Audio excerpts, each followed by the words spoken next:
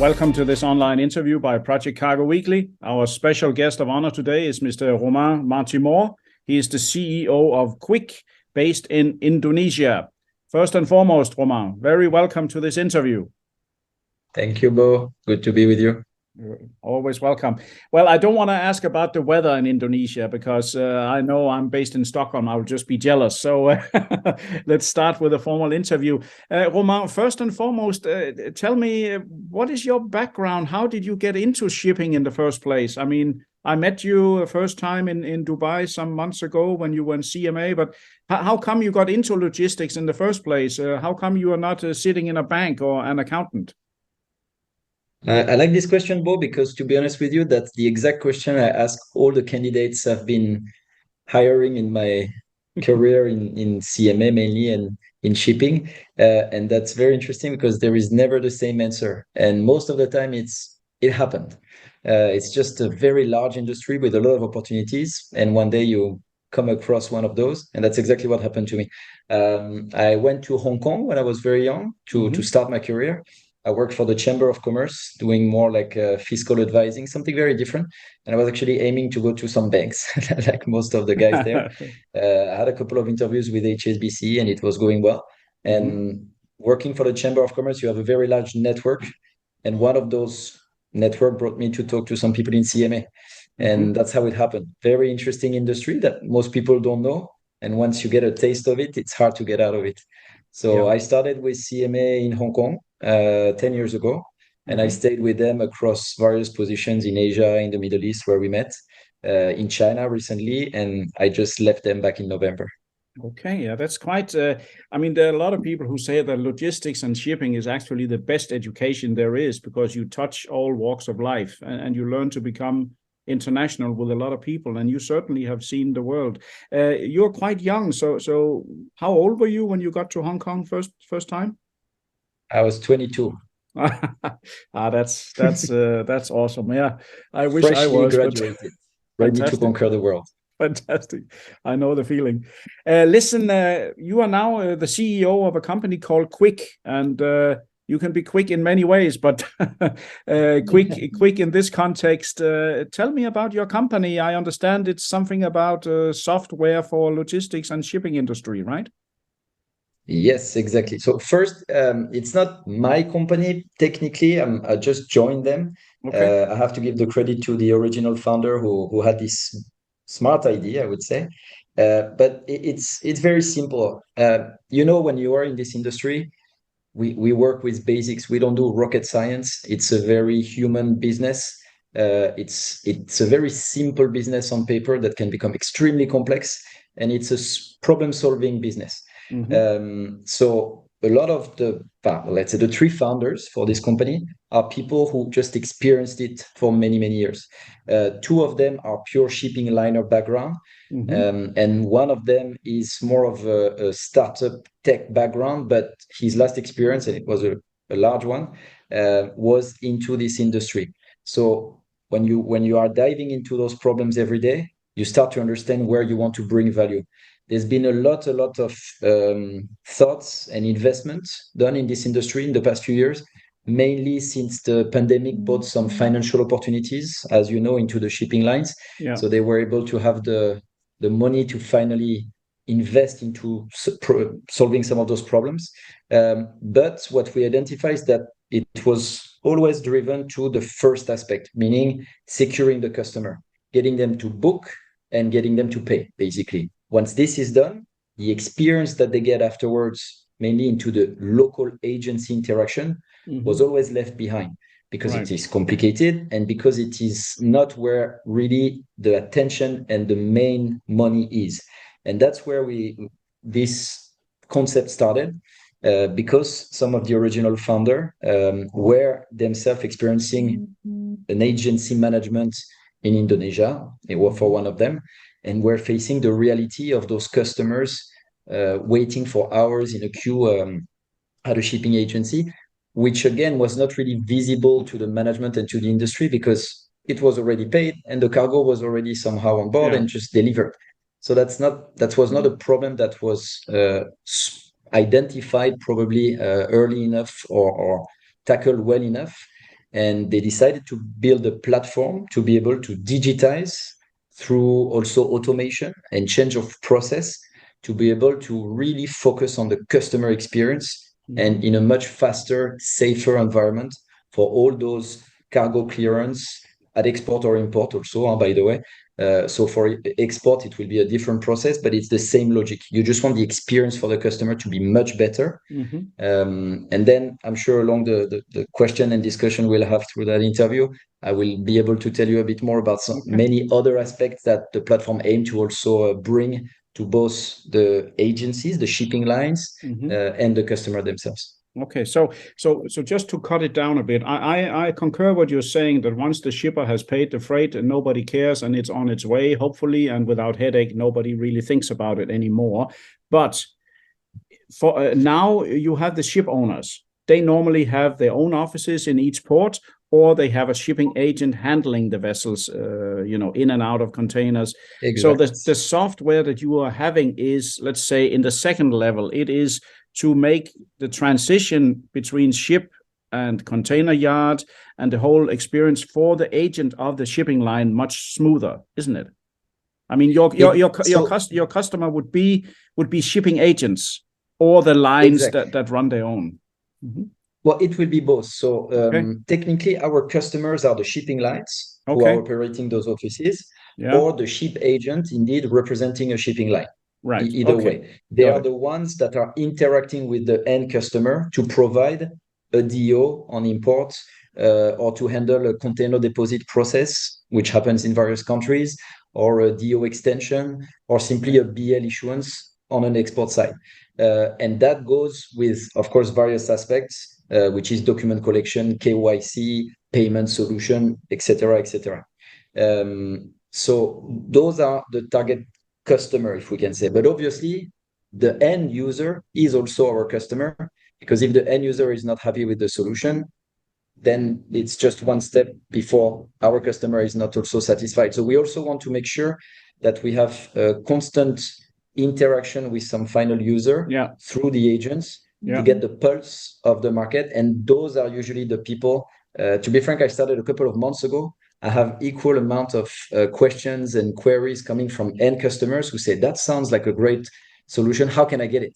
And I always explain to them, I wish I could give it to you, but I'm just going to have to go through your shipping line because I want them to understand that you need it. So I always try to gather some testimonies and feedback from those people to be able to share with the shipping lines, because again, I think this industry has brought too much pain and suffer to some of the customers, where it's really a commodity. You pay, you get your cargo, and what happens doesn't really matter. We can see that with the new reality and all the solutions that we have in terms of artificial intelligence and IT. This is something that the new market cannot accept any longer. No.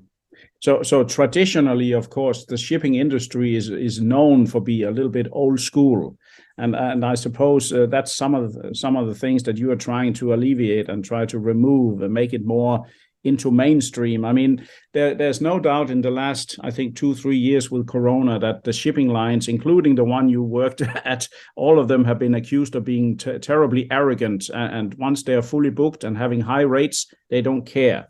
And now the rates are back to pre-COVID levels. Maybe the shipping lines will be more humble again and hopefully improve themselves. I like what you said, but I would like to probably see it maybe from a slightly different angle. I think, yes, probably some people got a bit too confident and the profits have been what they've been. But at least as far as my personal experience, it's not that the shipping line does not care. I always believe that they understand, they care, but they were probably not equipped or capable to solve their own problem easily, because there are big machines And once you find a solution, this happens all the time when we were debating internally in CMA, but I'm sure in any other shipping line, you find a solution that could fit, but you're talking to customers who deal with every shipping line, or at least let's say 5 or 10 of them. So how is your solution on your platform going to solve the problem in the market? And then you tend to say, okay, then anyways, I'm going to find a workaround, and then you refocus on some of the problems, and then problems happens every day. That's why I really like the idea to say, okay, if we want to solve some of those problems, we need to step out, we need to be independent, and we need to be dedicated to that sole purpose of solving that aspect. Yeah, I understand. And of course, you come from a shipping line, you have the experience, you know exactly in many ways how they're thinking. And there's no doubt that you come from also one of the more innovative ship owners around the world that's grown immensely. So bottom line is your customers for now in Qiik would be the shipping agents or the shipping lines, as you mentioned. Exactly. How to become your customer? You buy a software, you buy a license from you, or how do I invite you for dinner and I get the key, or how does it work? Alors, the beauty that we are in 2023, so we can go on a plane, but we can also do things very eco-friendly and have a simple video conference. Yes. The world is small; it's very easy to communicate with anyone. So the discussion parts, the workshops, the understanding of each other's business is not a difficult part, and it can happen. Now, how to become a customer? Well, either you are aware of our solution, and that's what we work hard to make sure the market is aware of it through different channels, through our website, through interview with you, and through LinkedIn and everything that is available in today's world. But to be more concrete, it's actually my main task is to make those contacts and make those awareness. The good thing, and you know this industry well, there is what you know and there is who you know. And of course, the networking and let's say the trust that you get from certain years within this industry helps a lot. And that's why the team today, between some of the founders and the current team, is also in a very strong position to reach out to the decision makers within the industry. And that's what we're working on right now. What will be the next step once you are done with the shipping lines and the shipping agents? Can you roll this out to other clienteles? You mentioned some shippers are even asking you about this. That's also a very good question. That's something I'm investigating personally at the moment. How could we try to answer to some of the needs we have identified to the let's say the user of freight forwarding systems or whatever that may not have find all the solutions that they expect in terms of service level locally. I'm exploring those options right now, but it's probably a bit too early because there is a lot of not challenges but questions to be clarified in terms of data. And when you talk to a shipping line, they own their data, and then feeding the system and providing a very easy and clear digitized ecosystem is feasible. When you talk to people that are fed from data from various sources, it becomes another type of challenge. So feasible, very interesting, but still something that we explore. At the moment, we stick to what we aim to provide. And again, the company is fairly new. It's been created in 2020. But we are at this stage where we know exactly where we want to go, what we want to provide, and what we need to achieve. Okay. Do you have a headquarter registered, or are you in the cloud? Or of course, in Indonesia you are in the cloud, but happy cloud. The company is registered in Singapore. Okay. And then we are opening gradually because this is also something important. Maybe we need to clarify. You were asking me earlier, and probably I didn't answer that very specifically. Are we selling a platform or something? You come with your credit card, you pay, and you get a ready-to-use solution. No, we are not, and that's important. Okay. Why? Because the platform has a lot of capacities that it can offer, but it will always be tailor-made to the needs and the processes of each and every client. Because you know very well that when you talk to a shipping line, take any simple example. You bring back your container to the depot, and then you want them to either confirm that everything is clean or that there is an M&R invoice. that aspect in some shipping line is done by the depot itself. In some others, it's done by the logistic manager. In some others, it's done by the finance manager. So whatever process internally doesn't really matter for the customer. He will just receive an invoice or not and be cleared with an email or with whatever system of communication. But in the back end, there are very various processes. And our product always need to understand those processes first in order to digitize them without requiring any changes from the company itself. Of course, along the way, we bring a lot of suggestions and improvement possibilities and lens of new dashboards and new KPIs and whatever you want in order to bring a better service to the end customer. But the concept originally is to first understand our clients and give them the platform to simply replicate what they do in a smarter way, in an easier way. So no, we don't have an access where you put your credit card because that first step cannot be done automatically. And there is not a single international process in terms of shipping service. So you tailor make it based on that customer specific need. And for now, as you mentioned, shipping lines and shipping agents are your main customers. So that could be independent shipping agents representing a line. It could be the line itself running their own agency in port. So already there you have 1,000 potential customers. So I think you're right. Better do that well first before you expand immediately and very true. And the company on that aspect is very clear. We have a big challenge already ahead of us. We want to achieve that challenge within a reasonable time frame of 1 to 2 years maximum. So we don't want to get diverted into the massive ecosystem of supply chain and really stay focused on what we want to achieve and where we want to achieve. So as I was saying just a bit earlier, yes, the company headquarters is based in Singapore. And then we are opening different offices in the countries where we are deploying the solution for our clients. Simply because in terms of invoicing, in terms of knowledge of the market, in terms of language, in terms of each market has different kind of requirement and legal frame for KYC, for connectivity with the tax and so on and so on.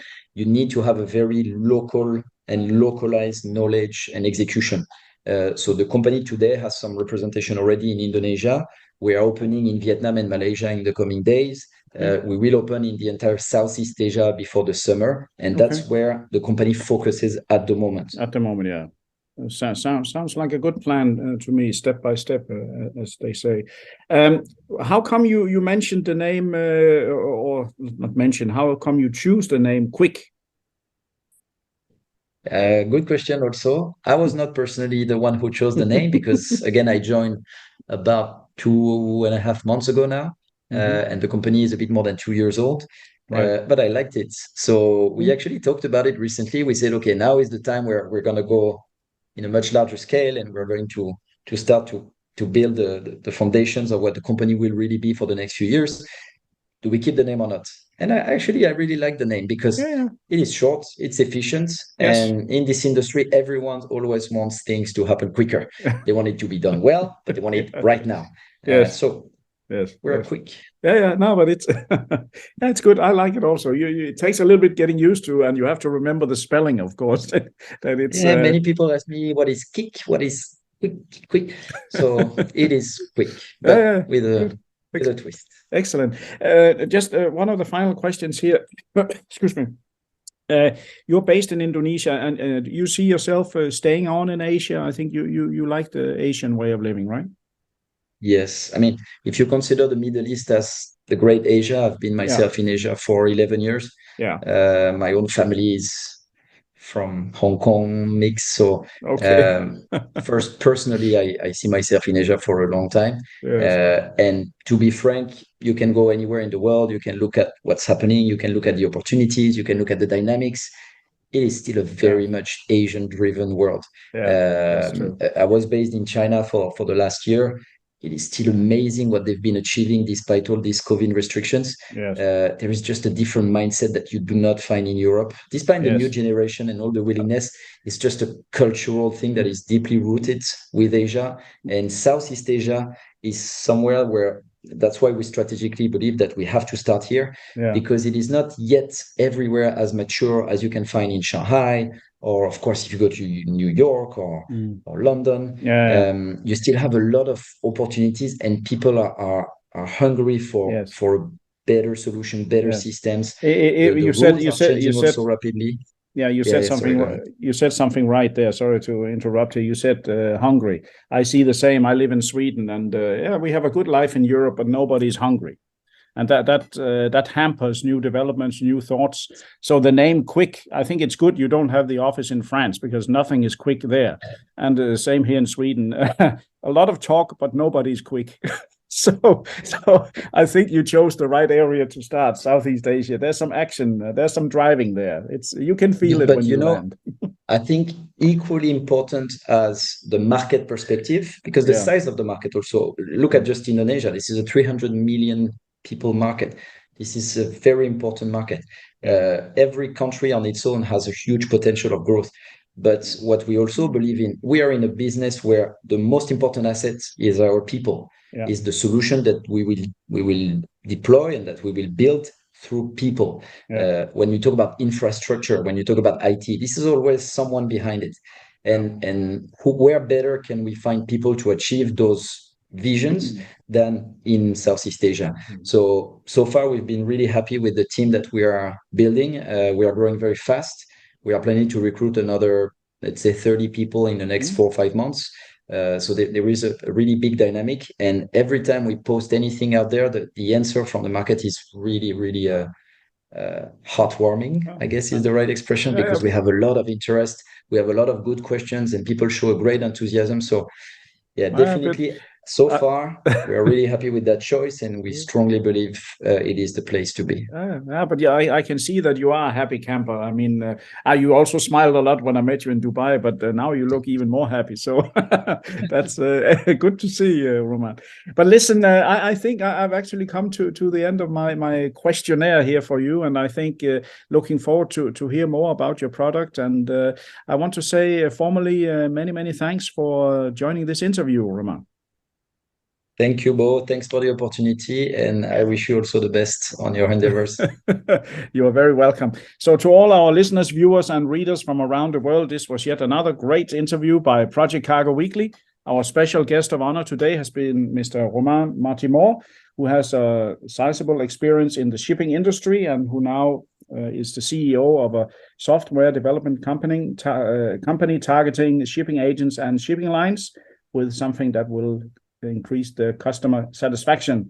So do stay tuned for more information on this and follow, of course, Project Cargo Weekly also in the future. Thank you very much.